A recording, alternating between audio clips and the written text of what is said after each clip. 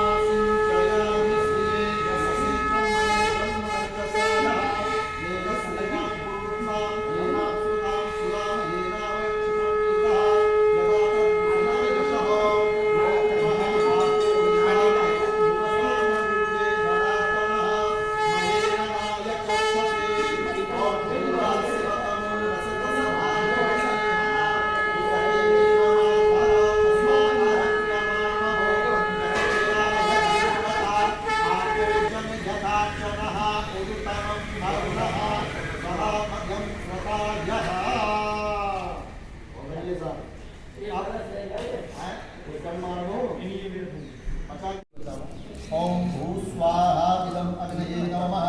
ओम भुवस्वाहा इदं वायवे नमः। ओम स्वस्वाहा इदं सूर्याय नमः। ओम तन्नो अग्ने वर्णसवेद विद्वान् देवतेजो अजासुता जुष्टो वनितमसूतानो विद्वान् स्वाहा इदं अग्निवर्णाभ्यां नमः। ओम तन्नो अग्ने वर्णो अद्यावतो विश्वः अवयक्षो न वर्णो नडालो दीहिनिडिगं स्वभोवति स्वाहा इदं अग्निवर्णाभ्यां नमः। अस्मिन् गोपातो स्याद्रवीर्यजमानस्य पशून् पाहि। ठीक है।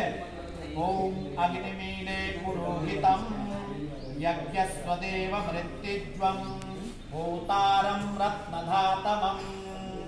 ओम अग्न आयाहि वीतये गृणानो हव्यदातये निहोता सत्सिबर्हिके। ओम सन्नौ देवीरविष्टय आपो भवन्तु पीतये संजोराविश्रवन्तु न। मुञ्चकुमारस्वर्गः स्वाहा इदं वरुणाय सवित्रे विष्णवे विष्णुभ्यो देवीभ्यो मरुद्वः स्वर्गेभ्यश्च नमः। ओम एकं वरुणवासुतं विधिस्वयाय तथा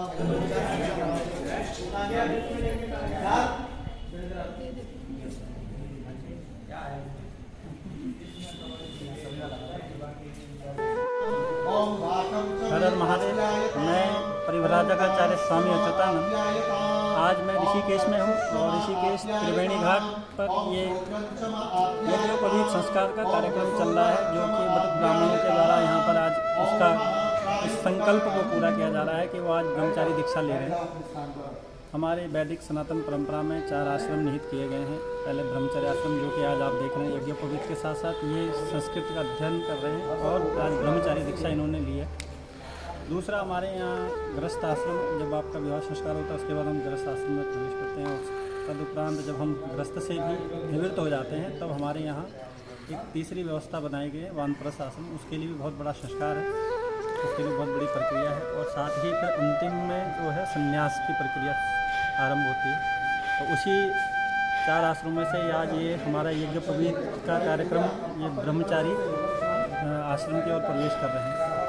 और हमारे वैदिक सनातन परंपरा में 4 वर्ण बताए गए हैं: ब्राह्मण, क्षत्रिय, वैश्य और शूद्र। तो ब्राह्मण, वैश्य और क्षत्रिय को यज्ञोपवीत धारण करना आवश्यक है। साथ में हमारे जो सबसे शूद्र वर्ण है उसके लिए चोटी, चंदन और धोती आवश्यक है। जब हम इन चीज़ों को समझेंगे और एक दूसरे का सम्मान करेंगे तो हम पुनः अपनी वैदिक सनातन परंपरा और व्यवस्थाओं को समझेंगे। एक और उदाहरण मैं आपको समझाना चाहता हूँ, क्योंकि आज हम भिन्न भिन्न मतों में जा रहे हैं, भिन्न भिन्न संप्रदायों में जा रहे हैं। उसका कारण यही है कि हम अपनी संस्कृति, अपनी परंपराओं से हटते चले गए और एक दूसरे से द्वेष करने लगे हैं। ये द्वेष का विषय नहीं है। सिर्फ चौथे वर्ण को इसलिए ये व्यवस्था नहीं दी गई गायत्री की उपासना, क्योंकि उस टाइम वो काम ऐसे होते थे कि जो शुद्धता नहीं रख पाते थे, इसलिए गायत्री की उपासना करने का अधिकार नहीं था। इसमें किसी के प्रति द्वेष भावना नहीं थी। तो इसलिए कोशिश करें कि जो हमारे बीज हैं, वो हमारे संस्कार हैं, हमारे अंदर बने रहें, और इन प्रक्रियाओं से गुजरना बहुत आवश्यक है। हमारे यहाँ 16 संस्कार कहे गए। उन 16 संस्कारों में ये भी एक संस्कार है और एक लंबी प्रक्रिया है। आजकल हमने देखा कि समाज में एक अजीब प्रकार की भ्रांति हो गई है कि सब विवाह संस्कार भी हम बिल्कुल पहले 4 दिन का होता था, 5 दिन का होता था, फिर 2 दिन का हुआ, फिर 1 डे हुआ, और आप हाफ डे में हम विवाह कर रहे हैं।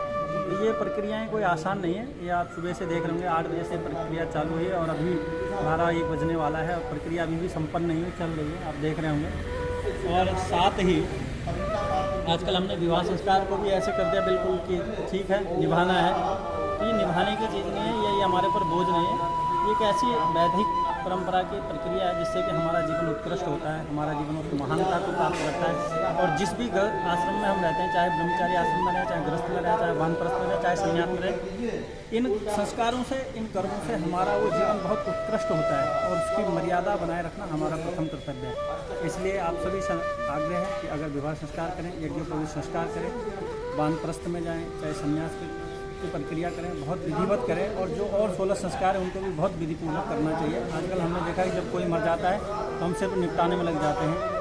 उसकी भी मरने के बाद वो प्रक्रिया में बहुत लंबा एक संस्कार है। उस संस्कार को विधिपूर्वक करेंगे तो हमारे पितरों को भी एक अच्छा स्थान मिलेगा वैकुंठ में और मोक्ष को प्राप्त होंगे। इसलिए बहुत शॉर्टकट नहीं करना है, इन संस्कारों को समय देना है, क्योंकि ये हमारे नए जीवन को आगे भेजते हैं। आगे नए जन्म में हमारे को इस जन्म का फल मिलता है। इसलिए आप सबसे आग्रह है कि आप ऐसा करिए। हर हर महादेव, ओम नमः शिवाय, जय गंगा मैया।